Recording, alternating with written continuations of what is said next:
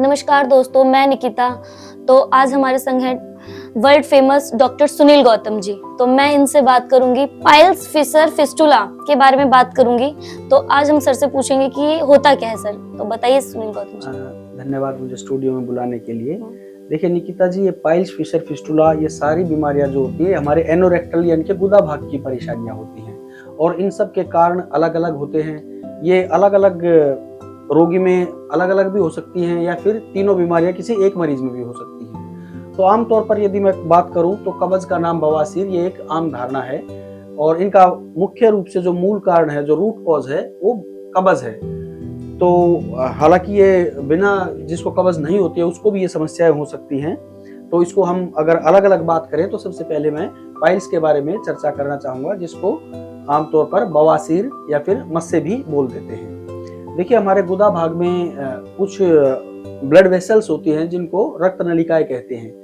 तो किसी भी कारण से जब हम कुछ खाना खाते हैं और वह ढंग से पचता नहीं है, जो हमारा मेटाबॉलिज्म गड़बड़ा जाता है, तो उसकी वजह से हमारे गुदा भाग में दबाव पड़ता है, जिस वजह से वहाँ की जो ब्लड वेसल्स होती हैं वो फूल जाती हैं और उन्हीं फूली हुई वेरिकोज्ड वेन को हम बवासीर बोल देते हैं। जोर लगाने पर जब हम लेटरिन करते वक्त जोर लगाते हैं तो वो रक्त नलिकाएं, वो ब्लड वेसल्स बाहर आती हैं, उसी को हम बवासीर बोल देते हैं। तो सर इसमें मैं ये जानना चाहूंगी कि इसमें सटीक इलाज है आयुर्वेद में? देखिए, आयुर्वेद में बवासीर के जो होते हैं वो 4 स्टेज होती हैं। इसमें फर्स्ट, सेकंड, थर्ड और फोर्थ स्टेज होती है।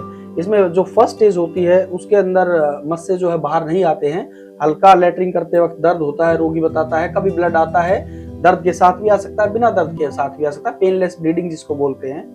तो ये फर्स्ट स्टेज होती है। इसमें लक्षण कम होते हैं और कुछ दिनों की, इसमें हफ्ता 10 दिन की दवाई खाने से रोगी पूर्ण रूप से बिल्कुल ठीक हो जाता है।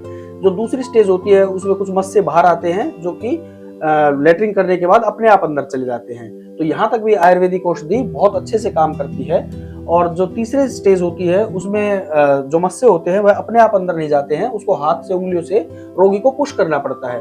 तो थर्ड स्टेज की ये पाइल्स होती है। और फोर्थ स्टेज की जो पाइल्स होती है उसमें मस्से परमानेंटली गुदा भाग के बाहर रहते हैं, वह हाथ से भी धकेलने पर अंदर नहीं जाते हैं। तो मैं आपको कहना चाहूंगा, मेरे वर्षों के एक्सपीरियंस के बाद मैं तजुर्बे के कह सकता हूँ कि बवासीर के जो रोगी होते हैं वो आयुर्वेद द्वारा पूर्ण रूप से ठीक हो सकते हैं। इसमें ऑपरेशन की कोई जरूरत नहीं है। और जो फोर्थ स्टेज तक के भी मैंने देखे हैं कि बहुत सारे मरीज जो है वो उनको पूरा लाभ हुआ है। और ऑपरेशन इसका पूरा इलाज नहीं है। बहुत सालों के बाद, ऑपरेशन के बाद, ये परेशानी दोबारा से हो जाती है।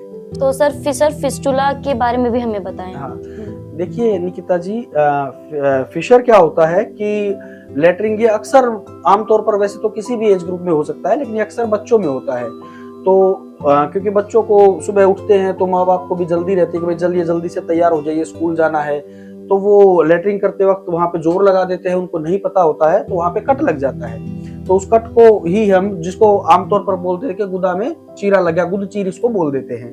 तो ये एक आम बीमारी है, वैसे किसी भी अवस्था में हो सकता है। इसका मुख्य कारण है स्टूल टाइट होना। तो ये फिशर होता है, वहां पे गुदा भाग में कोई चीरा लग जाता है, जिसके बाद बार बार जो है जब भी व्यक्ति सोच जाता है तो वहां पर बहुत दर्द होता है और जलन रहती है, गुदा में खुजली होती है।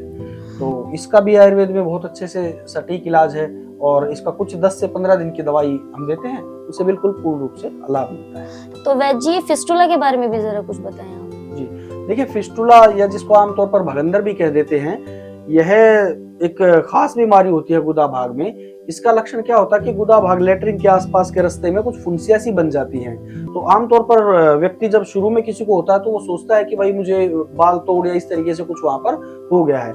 लेकिन अगर यदि वह बाल तोड़ होगा तो कुछ ही दिन के एंटीबायोटिक वगैरह सेवन से या फिर उसको साफ सफाई से वह ठीक हो जाएगा। किंतु यदि वह भगंदर होगा तो, क्योंकि भगंदर क्या होता है, ये एक सुरंग टाइप में, आपको अगर आम भाषा में बताऊं तो ये होता है। इसमें 2 ओपनिंग होती है। जैसे सुरंग होती है कि एक तरफ से एंट्री होती है, दूसरी तरफ से एग्जिट होता है। तो इसका एक एंट्री पॉइंट होता है, वो गुदा भाग के अंदर होता है, और दूसरा भाग गुदा भाग के बाहर होता है, जो हमें दिखता है। तो जब भी हम स्टूल पास करते हैं तो जो अंदर का जो भाग होता है वहां से मल आदि उस दूसरे भाग से बाहर निकलता है और इन्फेक्शन के कारण कई बार ब्लड या मवाद भी आता है।